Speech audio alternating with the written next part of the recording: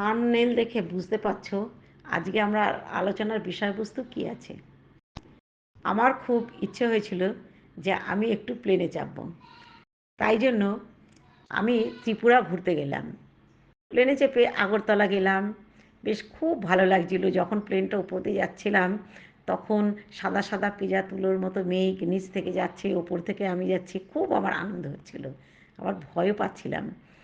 তারপরে গেলাম আগরতলা, বাংলাদেশের ওপর থেকে গেলাম, নিচ থেকে শুরু করে মানে যে পদ্মা যাচ্ছে একটা রেখা মতো আর কি দেখাচ্ছিল, খুব ভালো লাগলো।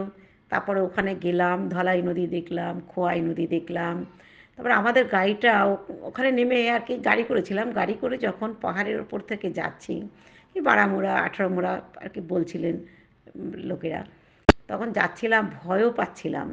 পাশে এত খাদ, ওপর থেকে যখন আমি নিচের দিকে তাকাচ্ছিলাম আমারই মাথা ঘুরে যাচ্ছিল যে আমাদের গাড়িটা যদি একটু উল্টে পড়ে যায় না শেষ। তবুও একটা মানে ঘোরার আনন্দ, সেই আনন্দও পাচ্ছিলাম। তারপরে যেতে যেতে আমবাসা গিয়ে পৌঁছলাম বাস স্ট্যান্ড, ওখানে আর কি একটু ঘুরলাম। ওখানে আবার ঘোরার পরে আবার আর কি ঘুরে চলে এলাম। যেদিন সেদিন তো খুব মেঘ বৃষ্টি, হ্যাঁ, ঝড় উঠেছে, প্লেনটা ছাড়বে। কিন্তু যখন প্লেনে চেপেছি এত বিদ্যুৎ চমকাচ্ছে, খুব ভয় পেয়েছিলাম। সে এমন ভয় পেলাম যে প্লেনে চাপার শখ আমার চলে গেল। এখন প্লেনে চাপতে আমি ভয় পাই। তাহলে আমি যখন গিয়েছিলাম আনন্দটা আর কি পেয়েছিলাম, সেই আনন্দটা শেয়ার করার জন্য এই ভিডিওটা বানালাম।